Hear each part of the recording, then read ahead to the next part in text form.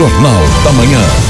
Olá, ouvintes da Jovem Pan, telespectadores também do Panflix e também no YouTube. Estamos chegando com o Jornal da Manhã, edição local para Presidente Prudente e toda a região. Eu sou Eudes Figueiredo. Muito obrigado pela sua companhia, pela audiência e, enfim, pelos comentários que têm sido cada vez mais crescentes sobre a atuação desse programa. Eu quero já de antemão dar o bom dia para os nossos comentaristas, Fernando Gessi, Adilson Breviglieri e Adolfo Padilha, nesta terça-feira, dia 2 de junho de 2020. Bom, o segundo dia do comércio aberto em Presidente Prudente. Abriu no dia de ontem, movimentação intensa na cidade, como há muito tempo a gente não via. Bom, talvez eles vão comentar sobre isso aqui no programa também. Vamos saber, então, o bom dia e o destaque de cada um deles. A gente começa com Adolfo Padilha. Bom dia, Adolfo. Bom dia, Eudes. Bom dia aos amigos. Bom dia aos ouvintes da Jovem Pan. Eu vou dar um destaque curioso hoje, Eudes. Eu estava lendo uma matéria e aumentou 177% a procura. Sabe por quê? Para quê? Divórcio durante a pandemia. Logo a gente vê que está difícil conviver dentro de casa, né? É um número que me chamou a atenção. O número de 177% é o número que eles fizeram em comparação ao mesmo período do ano passado e eu achei isso curioso. Muito bem, vamos lá então para o destaque do Fernando Gessi. Bom dia, Fernando. Bom dia, Eudes. Bom dia aos amigos da bancada. Bom dia aos nossos ouvintes, as pessoas que nos acompanham tanto pela rádio quanto pelas redes sociais. Eu vou fazer um destaque especial com relação ao nosso estado do Amazonas.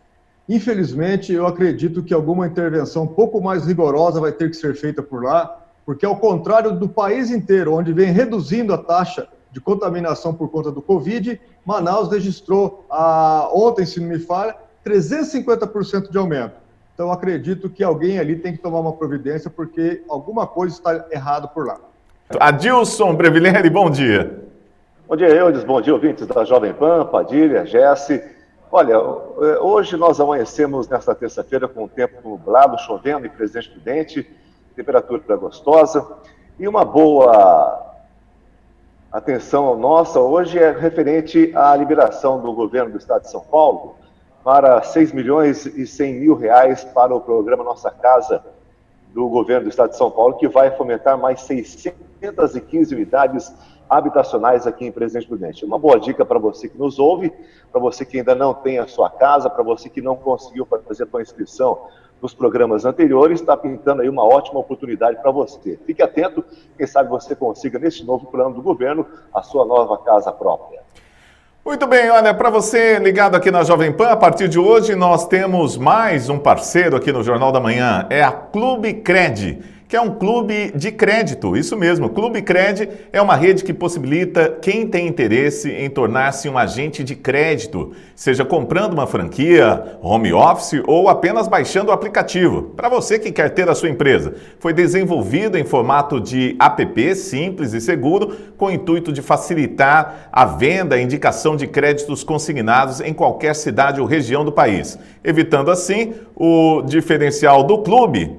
Ou melhor, evidenciando assim, o diferencial do clube é o ganho de até 70% de comissão de todos os empréstimos indicados pelo usuário. Quer saber mais? Acesse clubecred.com.br ou você pode acessar também pelo telefone 0800 800 1020. 0800 800 1020, esse é o telefone da Clube Cred. Bom, vamos lá para as nossas informações do dia de hoje. A gente vai começar falando da Câmara Municipal de Presidente Prudente, que aprovou ontem, em sessão ordinária, na tarde de segunda-feira, um requerimento que pede à Prefeitura uma medida de intervenção na empresa concessionária de transporte coletivo Prudente Urbano. O Poder Legislativo deu um prazo de 12 horas até sexta-feira, ao meio-dia, para que a Prefeitura apresente uma resposta sobre o teor do requerimento. Teve um único voto ao contrário, que foi do Isaac José da Silva. Todos os outros vereadores votaram a favor dessa medida. A gente vai começar aqui com o comentário do Adolfo Padilha sobre o assunto. Olha, Eudes, eu acho que a intervenção é uma atitude muito pesada, né? Eu não sei se os vereadores, nesse clima todo que a gente ficou aí, vendo o STF intervir tanto, vendo todo mundo falar em intervenção, uma palavra que virou moda, todo noticiário falando, e achou que também é fácil fazer uma intervenção numa empresa particular, apesar de ter uma concessão pública.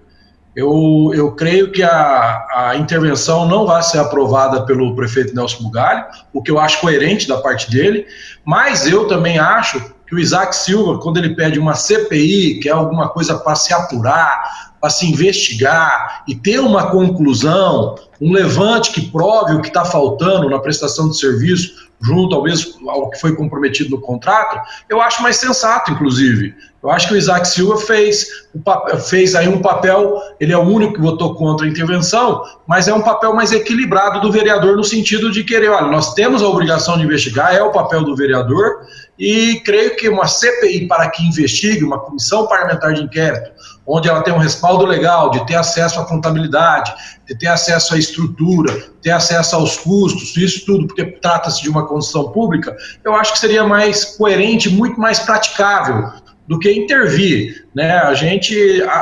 Qualquer tipo de intervenção, ela é muito pesada. Então, eu creio que, nesse ponto de vista, o prefeito não vai aceitar, não vai negar, todo mundo aguarda até sexta-feira a resposta dele. Eu tenho certeza que o prefeito não vai levar isso para frente e espero que os vereadores se acertem entre eles e que instale uma CPI para apurar, de fato, o que eles têm que levantar e descobrir na empresa o que pode ser melhorado, o que deve ser mudado, enfim, para que o usuário prudentino tenha um melhor sistema de transporte. Lembrando que tudo isso que eles relataram lá no pedido que eles fizeram à prefeitura já acontece há muito tempo. Chamou a atenção agora, talvez devido à pandemia, e os vereadores, é aquilo que eu falei aqui ontem e repito, o ano eleitoral aguça, né? O ano eleitoral deixa as pessoas com mais vontade de mostrar serviço e mostrar trabalho. Fernando Jesse, bom dia, o seu comentário. Bom dia. Bom, primeiramente nós temos que analisar o seguinte, fazermos aí um requerimento, na verdade uma solicitação de um requerimento à prefeitura para que a prefeitura possa vir a fazer uma intervenção ou não na empresa. Segundo caso, vamos do vereador Isaac Silva colocar uma CPI para analisar a situação e tudo mais. Eu, sinceramente, discordo dos dois. Tanto um quanto o outro tem problemas, vamos dizer assim, vícios de partida, vamos dizer. Por quê? Primeiramente, por conta do requerimento a ser colocado para fazer uma intervenção da administração pública, né? No caso do Poder Executivo. Não vai aceitar, como o Adolfo já falou, não tem condição nenhuma de assumir ali uma intervenção como foi feita anos atrás, muitos anos atrás, na Brasília. O detalhe de você criar uma CPI, você tem, até a instauração da CPI, você vai ter um prazo.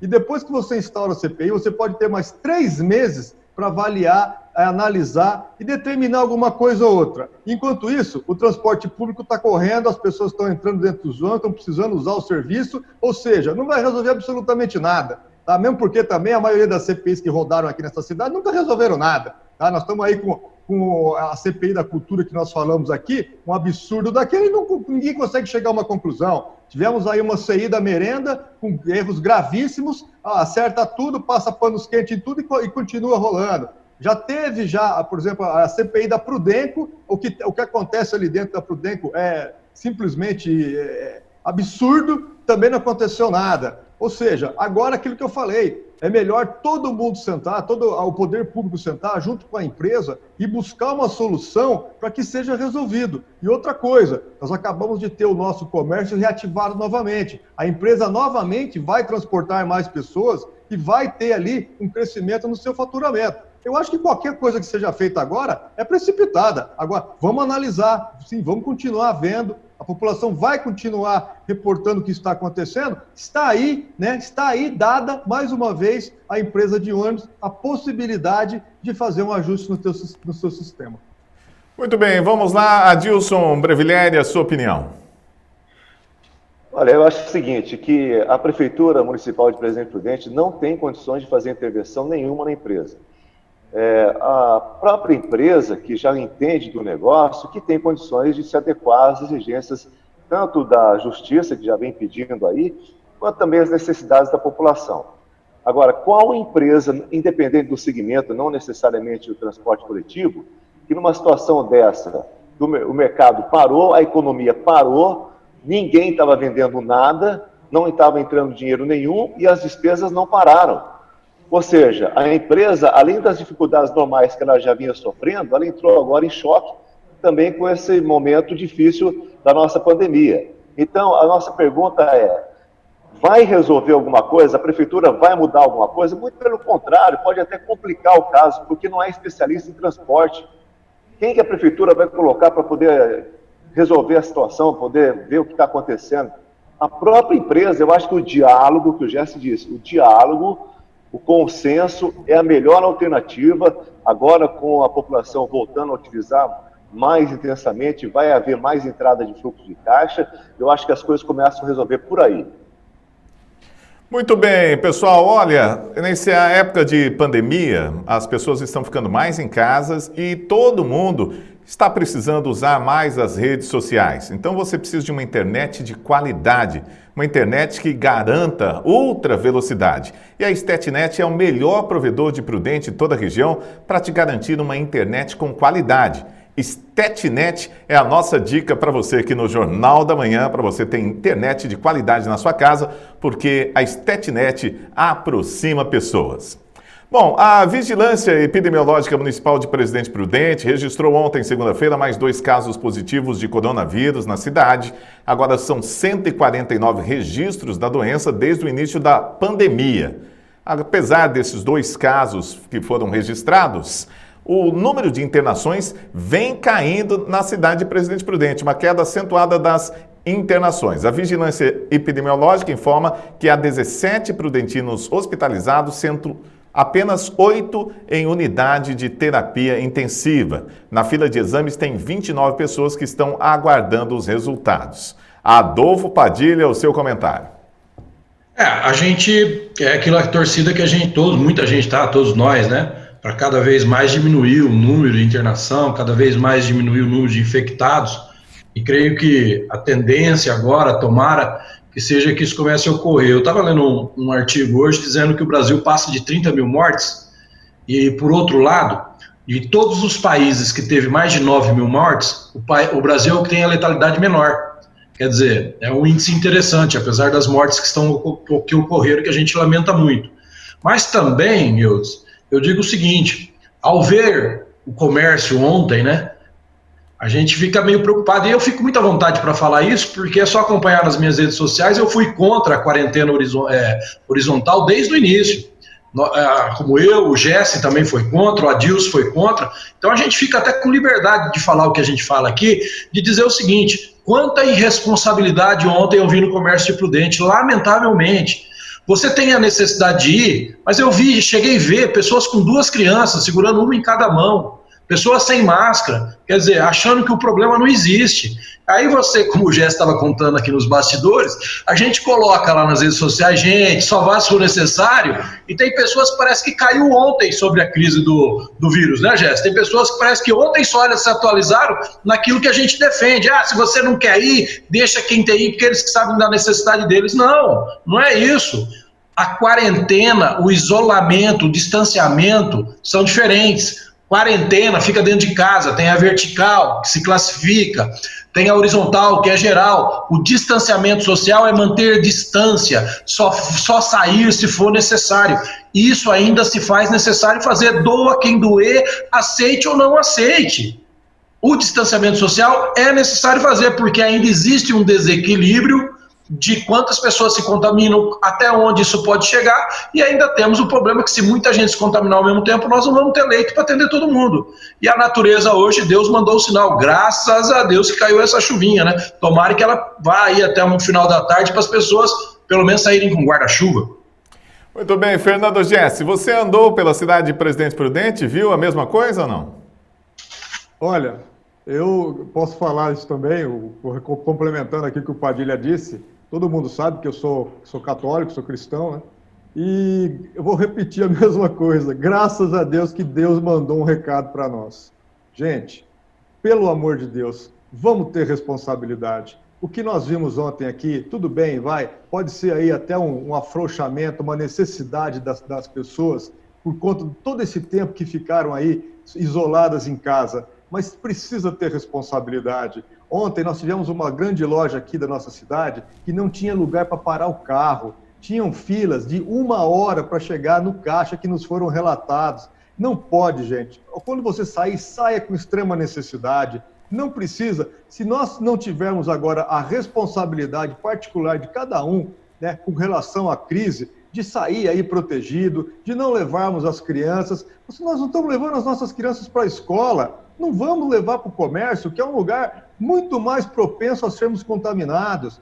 Os senhores aí que estão aí, a velha guarda do dominó e tudo mais, ajude-nos, por favor, porque se por um acaso os nossos índices começarem a aumentar, o comércio vai ser fechado automaticamente, não tenha dúvida. Hoje, os 2 critérios maiores que são adotados, com peso um pouco maior ainda, é a quantidade de leitos hospitalares e depois, em seguida, o isolamento. Nós não saímos da quarentena ainda, nós não saímos do isolamento, nós tivemos uma flexibilização, foi uma maneira de darmos aí um alento ao comércio, alento aos empregos todos. É bom lembrar que essa pandemia já fechou mais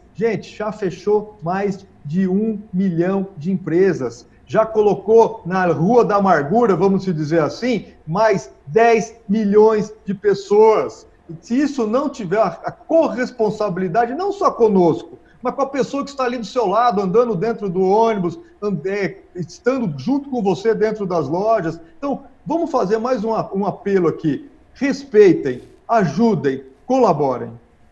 Bom, para você ligado aqui na Jovem Pan, nós estamos encerrando o Jornal da Manhã, mas vamos continuar nas redes sociais, no YouTube da Jovem Pan, no Facebook e também no Panflix, na aba regional. Daqui a pouco tem o Pânico, com boas entrevistas com Emílio Surita e companhia aqui na Jovem Pan. A gente fica por aqui em nome da Estetnet, também da Clube Cred, que é o nosso novo parceiro aqui no Jornal da Manhã. Valeu! Muito bem, seguindo em frente, nós vamos trazer uma informação agora nacional. E eu quero também a opinião da Dilson Brevileri sobre esse assunto. Olha, naquele inquérito que está apurando se houve interferência do presidente na Polícia Federal, o Celso de Mello, o decano, do Celso de Mello do Supremo Tribunal Federal, acabou não aprovando o pedido para apreensão do celular do presidente. É uma medida acertada essa, Dilson Brevileri? Sem dúvida, né? Porque ele sabe realmente aonde é que ele ia estar mexendo. E outra coisa, o Supremo Tribunal Federal, eles se reúnem às portas fechadas, eles discutem lá. Aonde bate, como tem o pau que bate em Chico, também deve bater em Francisco ou vice-versa, né? Então eu tenho certeza que eles chegaram a um consenso que eles estavam começando a mexer, não em onça com vara curta, mas em enxame de abelha com varinha pequenininha. Aí o bicho ia pegar, com certeza. Adolfo Padilha. Eu acho que o Adilson está certo, né? Quem tem medo. Agora, esse não é o problema maior, né? O problema maior é a instabilidade que a maior corte do Brasil, nossa Corte Suprema, está causando, a instabilidade que essa mídia ideológica, esse jornalismo parcial está causando. Ontem o que nós vimos em Curitiba é muito preocupante, o que nós vimos domingo em São Paulo e no Rio de Janeiro é preocupante, é evidente, é claro que não são democratas. A gente vê, desculpa o termo, um monte de gente estúpida alimentando isso como pessoas do antifascismo, e isso não é um ato democrático, isso está ganhando volume. A Curitiba ontem foi destruído, o centro de Curitiba, isso está forçando com que o governo tome posições mais duras para o controle e defesa do cidadão de bem, para a defesa do pai de família, para a família toda, e isso tem que parar. E tudo isso foi causado por quê? Tudo isso foi causado por não aceitarem ainda o resultado das eleições, por não terem aceitado ainda a perda do poder. É todo um sistema corrupto que combate fortemente um governo que tenta romper e acabar com essa corrupção, como já vem conseguindo em alguns setores. O governo erra, o governo dá canelada, mas deixa o governo ir até 2022. O Brasil não merece passar por essa instabilidade. É tanta interferência, para finalizar o meu comentário, que ontem a Dilson Jesse, uma deputada do PSOL, entrou na justiça para que o ministro da Educação seja obrigado a deixar ela seguir ele nas redes sociais. Olha até onde vai a ignorância, e é nesses pequenos detalhes que a gente percebe que a esquerda no Brasil, ela quer mesmo que o Estado interfira, inclusive em quem você pode escolher para ser seus amigos nas redes sociais. Então, que a gente fique atento e vigilante, porque a coisa não está caminhando para um lado legal, não. Fernando Jesse. Bom, o ministro ontem, Celso de Mello, ele declinou desse pedido porque ele achou até que foi ilegítimo por conta dos partidos. Não poderiam ter feito desta forma. A conduta legal, né, ela infringiu aí a conduta legal e declinou do pedido, achando que não tinha cabimento algum. E o general Heleno ontem também, numa matéria, numa fala que ele disse ontem nas redes sociais, se não me falha a memória, ele alertou para o grande perigo que nós temos aqui no nosso país de uma instabilidade tanto política quanto também institucional. E o que nós estamos acompanhando ontem lá, desde segunda-feira passada, aliás, com a morte daquele cidadão negro dos Estados Unidos, uma morte também totalmente, um absurdo que aconteceu, isso é inegável, e aquilo tudo trouxe um levante que está acontecendo lá, onde todos os dias estão acontecendo manifestações. E as manifestações lá, elas estão muito semelhantes às que estão acontecendo aqui, o que nós chamamos aqui aquela turma dos black blocs, né? Eles saem para a manifestação, quando eles conseguem ter um volume de pessoas grandes, o que eles começam? Vandalismo, quebradeira, invasão, saques em lojas. E o que aconteceu ontem aqui em Curitiba e também quase aconteceu em São Paulo e no Rio de Janeiro foi a mesma coisa. E aí alguns veículos de comunicação, de maneira até, eu vejo isso como certa irresponsabilidade, começam a trazer o problema dos Estados Unidos para o Brasil, com a seguinte narrativa, inclusive. Olha, se está acontecendo isso lá, isso aqui não pode também vir a acontecer. Parece, dá impressão a nós, que eles torcem para o nosso país dar errado, que eles torcem para as pessoas continuarem morrendo, eles torcem para que a instabilidade institucional aconteça aqui. Eu não sei qual que é a intenção deles, mas isso aí é uma coisa muito séria, muito grave. Ou seja, nós não podemos permitir que esse tipo de coisa aconteça aqui no nosso país. Agora, com relação ao pedido do celular do presidente, absurdo. Isso aí, eu acho que tudo tem limite, né? Tudo tem limite. E eu espero, mais uma vez, como eu acabei de falar com relação à empresa de ônibus, nós vivemos em um país democrático. Se nós não conseguirmos sentarmos em uma grande mesa e resolvermos os nossos problemas, esqueçam, nós nunca teremos uma nação. Eu sempre digo isso, nós temos um monte de terra com um monte de gente dentro, chama país. Agora, nação, nós ainda não conseguimos atingir esse nível. Jesse, tem um detalhe, né? Essa estratégia de quebrar as coisas, de causar o medo, é uma estratégia de guerra. Porque como a maioria das pessoas que apoiam o governo Bolsonaro são de família, são pessoas conservadoras, quando vê isso fica com medo de ir nas manifestações. E vale registrar aqui o seguinte: nas manifestações patriotas que a gente participa, que a gente ajuda a organizar, aqui e no Brasil todo que teve, nunca teve ato de vandalismo. Então existe aí uma coisa que é para assustar, que as pessoas não saiam mais nas ruas. E um detalhe que eu quero mandar um recado, Eudes, me permite, você que está achando bonitinho a modinha de colocar antifascismo no seu Facebook, porque se você é antifascista, todos nós que temos um pouco de coração, somos conservadores, no mínimo possível, somos antifascistas. Se você precisa colocar um selo no seu Facebook, é sinal que você precisa olhar o seu comportamento e o que você realmente pensa da vida. Só que um detalhe, tá? Você não vai poder ir mais para Disney, porque os Estados Unidos ontem decretou que aquela facção, aquelas pessoas que estão se organizando e estão vindo para o Brasil, eles são agora terroristas. Então cuidado, porque a Disney pode ficar distante de você que entrou nessa modinha de colocar na sua rede social. Vamos lá, Dilson Bravillieri. Olha, Eudes, com relação a essa questão aí que o Padilha disse, eu creio que a única coisa, o maior tripé que o governo Bolsonaro tem é o povo. E o Congresso Nacional, o senhor Rodrigo Maia sabe disso, Todos os 11 ministros do Supremo Tribunal têm certeza disso. Enfim, o Senado, o Alcolumbre também sabe disso. A única coisa, eles já tentaram todas as alternativas para poder atingir, para poder ferir, para poder tirar o Bolsonaro do governo. E eles não conseguiram porque o povo está aí e o povo vai à rua para poder dizer que apoia o governo Bolsonaro e que ele foi eleito com legitimidade e tudo aquilo que ele prometeu na campanha no Palanque ele está cumprindo. E toda manifestação do povo corresponde ao governo do Bolsonaro. Agora, alguns veículos de comunicação vêm tentando, desde o início do governo Bolsonaro, minando ele com várias tentativas mentirosas, fake news e ações que são caluniosas, que são criminosas, e eles não conseguiram. O Supremo Tribunal Federal também, com essa questão do celular, é uma pouca vergonha isso, e tentaram também de várias alternativas, Rodrigo Maia, várias tentativas, partidos políticos vários, não conseguiram.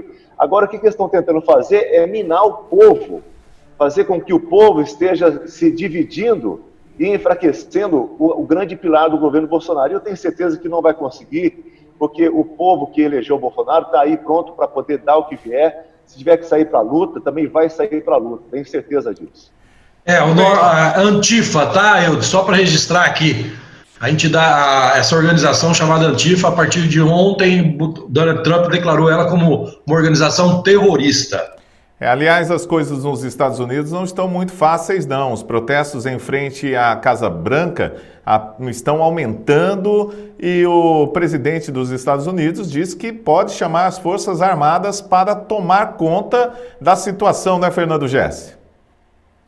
Ontem ele colocou a Guarda Nacional já, parece que desde a semana passada, colocou a Guarda Nacional nos pontos mais críticos. E ontem eu pude acompanhar também algumas situações, mas é automático, gente, automático. As manifestações começam às 2, 3 horas da tarde, o pessoal vai andando ali pela ilha de Manhattan, por Nova York, em Washington, e de repente você começa a ver, você percebe isso, você começa a ver um pessoal vestido de preto, encapuçado, com máscara preta, batata. Passaram-se de 1 a 1h30, 2, começa a quebradeira, invasão, saque e tudo mais. E aqui no Brasil é a mesma coisa. Essa organização, no caso que o Padilha citou, a Antifa, ela inclusive já existem até membros aqui no Brasil também, reportes de que eles já estão aqui também organizando. E eu acredito que sim. Por quê? Porque todas as manifestações feitas até hoje, como o Padilha disse, eu nunca vi nenhum entrever, vamos dizer assim, nenhuma discussão com famílias, pais, mães, filhos, avós, e todo mundo ali de uma maneira muito democrática. Ontem, por conta dessa convocação das torcidas organizadas, eu confesso que eu só vi uma, eu não vi as outras torcidas que eles citaram lá, eu só vi uma, inclusive com bandeira, com camiseta, com bandana, com tudo mais. Colocou esse povo. É bom lembrarmos que essas pessoas, eles foram banidos do futebol brasileiro, tá? Eles não podem pisar dentro de um estádio de futebol. E agora falam em democracia. Justamente. Então, falar de democracia, onde, de uma maneira dessa, onde o couro come, porque é o que eles mais gostam de fazer, a baderna, a bagunça, aquilo ali, do jeito que eles cercaram as mãos e foram marchando para cima da polícia. E outra coisa, eu só vi Rojão sair do lado deles, e eu não vi Rojão sair do outro lado. Então é bom que realmente a Polícia Militar do Estado de São Paulo e também as outras polícias do Brasil tomem cuidado. E lá nos Estados Unidos vocês podem ter certeza, se a coisa começar a se agravar ainda mais, vocês vão ver o que vai acontecer lá. A gente precisa deixar registrado aqui que, segundo o Emílio Surita, do Pânico, ontem aqui na Jovem Pan, disse que a torcida do Santos não estava. A torcida do Santos é uma das que não estava, porque faz parte do grupo de risco, a torcida jovem do Santos. Mas você sabe, Eudes, já tem alguns torcedores dizendo que realmente não tinha representante de outras torcidas não, que foi tudo, pessoas colocaram camisa de outros times de futebol para dizer que as torcidas todas tinham se unido, porque, enfim, a gente entende que é uma narrativa, que é querendo criar um fato, e como o Gessi disse, o Adilson disse, a gente não se pede democracia destruindo e colocando medo. A gente pede democracia, nós temos uma Constituição Federal, nós temos leis, nós temos representantes, a gente pressiona para que isso seja cumprido, só isso. Eu acho que, só para complementar, eu acho que isso aí é um desespero da oposição, é o desespero do PT. E a torcida em referência aí, ela foi, de uma certa forma, agraciada pelo ex-presidente, recebeu dinheiro do ex-presidente, o estádio, a arena foi construída de uma maneira bastante duvidosa que está aí na justiça e a cobrança está sendo feita. Então, é o que eu volto a dizer, estão tentando colocar o povo agora, dividir o povo para poder minar o governo Bolsonaro. E foram de uma forma errada, equivocada, né? Nitidamente, nota-se, se você olhar mais profundamente, que é uma questão política mesmo, né? Ah, mas tem que pôr um freio, Adilson, porque se não pôr um freio, o governo federal vai ser obrigado a pegar a Guarda Nacional para rebater esses caras. Aí vão colocar o título que eles tanto tentam colocar no presidente, ditador. Então, nem todo mundo é cego, graças a Deus, e as redes sociais estão aí para a gente dividir opinião. O que eles estão querendo provocar é o que você falou. Eles não estão provocando a onça, eles estão provocando uma caixa de abelha. Eu sou 100% a favor da Guarda Nacional descendo o pau nesses bandaleiros, entendeu? Eu sou 100% a favor e creio que a maioria de todos nós somos, porque não se pede democracia com guerra, se pede democracia com decência, porque se você quer pedir um bom comportamento, você não pode ter um mau comportamento. Deixa eu só completar aqui com vocês, a matéria nos grandes portais de comunicação do Brasil, geralmente os que atacam aí o governo, a matéria foi dada assim: protesto antifascista acaba em quebra-quebra em Curitiba. Então, não, é um absurdo. São os fascistas. É um paradoxo enorme. Jesse, é a bandeira do fascismo para quem é fascista e não entende o que é fascista. Porque se cada 10 deles você perguntar para ele o que é fascista, ele não sabe dizer o que é. Agora, uma outra pergunta que a gente tem que ficar se fazendo, eu quero saber onde é que esses jornalistas que trabalham nessas duas grandes emissoras, uma que acabou de chegar ao Brasil, eles estão tentando destruir o governo. Daqui a pouquinho, as coisas vão começar a caminhar, eu quero ver onde é que eles vão trabalhar, né? Onde é que eles vão bater a porta para pedir emprego, né? A estratégia é o que você falou, é retomada do poder, enfim, gente, vivemos numa democracia, o governo foi eleito democraticamente, o governo acerta e erra como todos os outros, só que ele não faz uma coisa que os outros faziam, ele não permite a corrupção. Então imagine com quantos interesses ele está mexendo. Ontem eu estava vendo um número, os últimos governos do PT gastaram quase 11 bilhões com a imprensa. O Bolsonaro, no primeiro ano dele, gastou 50 milhões de reais. Então você imagina o quanto de dinheiro esse pessoal deixou de ganhar. Nós tínhamos, foi denunciado, todo mundo viu, jornalista ganhando 100 mil por mês, 300 mil por mês, 500 mil por mês. E é o mesmo cara que tem a cara de pau hoje na televisão de falar sobre ética contra o governo, contra o Bolsonaro, contra o governo dele, os ministros dele. Enfim, é uma inversão de valores. E é lamentável a gente ver o que a gente chama de isentão, entrando nessa narrativa, e na verdade, quando dizem que os seguidores ou os apoiadores do governo Bolsonaro são gado, na verdade o Brasil vive um momento hoje que cada um está escolhendo o seu berrante. Cada um escolhe o seu berrante. Tem berrante para quem é gado do Bolsonaro, tem berrante para quem é gado da narrativa, e tem berrante também para aqueles que querem a todo custo desestabilizar o governo.